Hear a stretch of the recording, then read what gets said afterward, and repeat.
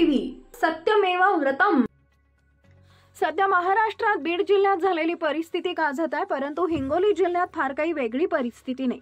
या संदर्भात उद्धव बाळासाहेब ठाकरे शिवसेनेच्या वतीनं आवाज उठवण्यात येणार असून मुख्यमंत्र्यांनी याकडे लक्ष देण्यासाठी 16 जानेवारी रोजी जिल्हाधिकाऱ्यांमार्फत मुख्यमंत्र्यांना निवेदन देण्यात येणार असल्याची माहिती जिल्ह्याचे संपर्क प्रमुख बबन थोरात यांनी दिली।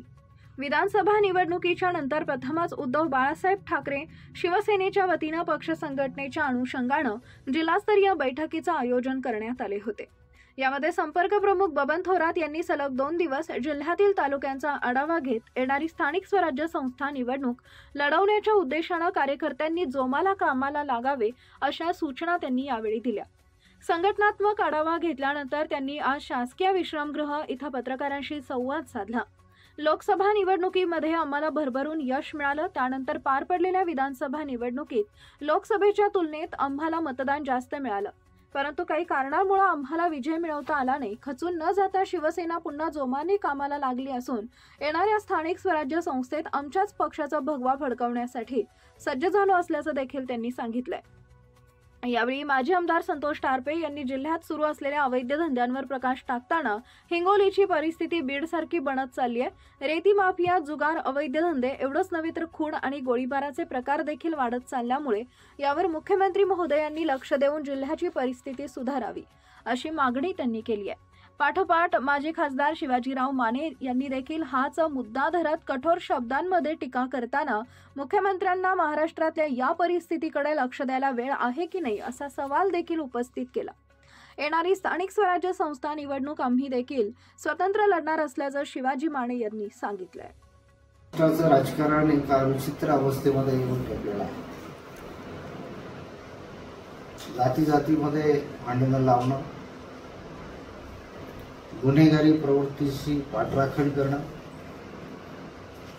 गुन्हेगारांना पाठीशी घालणं, अशा प्रकारे अनेक कृत्या लढवून सरकार जरी विरोधी पक्षाचं आलं असलं तरी ते सरकार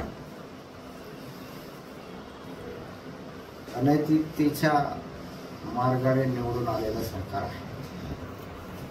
त्या सरकारची अवस्था केविलवाणी झालेली आहे। मातोश्रीशी सातत्यानं एकनिष्ठ राहून शिवसेनेला सतत यश देणारा हा जिल्हा आहे। लोकसभा निवडणुकीमध्ये याच जिल्ह्यानं 1.25 लाखापेक्षा अधिक मताने खासदार निवडून दिले। विधानसभा निवडणुकीमध्ये देखील कळवली मतदारसंघामध्ये लोकसभेला 80,000 मतं असताना विधानसभेमध्ये त्या मतामध्ये वाढ होऊन 90,200 पर्यंत म्हणजे सुमारे 10,000 मतांची वाढ झाली। हिंगोली विधानसभा क्षेत्रामध्ये देखील 65,000 मतं शिवसेनेला मिळाली, मशालीला मिळाली, परंतु काही तांत्रिक अडचणी आणि आपण जर पाहिलं असेल तर महाराष्ट्रामध्ये कायदा व सुव्यवस्था ही आता उत्तर प्रदेश आणि बिहारच्या खालोखाल झाली असं म्हटलं तर वावगं होणार नाही। आणि ती पर्टिक्युलरली या देवेंद्र फडणवीस साहेबांच्या काळात। मला सांगा, हीच भाजप आहे ज्या वेळेस एका साधूचा खून झाला होता पालघरला, त्यावेळेस यांनी जीवाचं रान केलं होतं, उठवलं होतं। सगळ्या देशभर त्यांनी शिवसेनेची बदनामी केली होती, उद्धव ठाकरेची बदनामी केली होती। आता का म्हणून गप्प बसलेत हे फडणवीस साहेब? का म्हणून त्या आरोपींना अटक करत नाहीत? का म्हणून त्यांना मोका लावत नाहीत? का त्यांच्यावरती पुरावे सापडले नाहीत?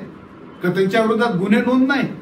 अहो, मोका लावायचा म्हटलं की कायद्यानं फक्त 2 गुन्हे तुमच्यावरती आवश्यक असतात आणि त्याचा इतर गुन्ह्यामध्ये जो संदर्भ आहे त्याचा सगळे गुन्हे मला सांगा, हे गुन्हे जे झालेत ते एक्स्टॉर्शन मधून झालेत, पैशाच्या मागणीमुळे झालेत आणि त्याच्या पाठीमागं हे खून झालाय ते एका निर्दोष माणसाचा, आणि तोही निर्घृण हत्या, अमानुष हत्या। अशा प्रकारची हत्या ही पहिल्यांदा या महाराष्ट्रामध्ये घडली। ह्याची चीड आता लोकांमध्ये आलेली आहे आणि दुर्दैवानं आमचा हा मुख्यमंत्री सांगतोय की तो हतबल झालाय, तो काहीच करू शकत नाही। का करू शकत नाही? काय सरकार वाचवण्यासाठी फक्त? अहो, का म्हणून हे योगी सारखे पावलं उचलत नाही? यांचा तिथला आमदार सांगतोय सुरेश धस की सगळे वीट धंदे हे बसलेत ते तुमच्या गायरांच्या जमिनीवर आहेत. मग का म्हणून तुम्ही बुलडोजर फिरवत ना तिथं? का मागं पुढं पाहते भाजपा? इतर ठिकाणी तुम्ही मुसलमानांची घरं दिसलं की बुलडोजर फिरवता आणि इथं तुम्ही का तुम्हाला काय आलं येतात? दिसत नाही का हे भाजपच्या सरकारला किंवा देवेंद्र फडणवीसला? आपल्या चेले चपाट्यांना वाचवण्यासाठी तुम्हाला सांगतो, आज तर फक्त एकच धनंजय मुंडे आणि कराड जन्मला आहे. अहो या 5 वर्षात अशा पद्धतीने हे सरकार वागलं ना तर प्रत्येक ठिकाणी लाखो धनंजय मुंडे आणि तुमचे कराड जन्माला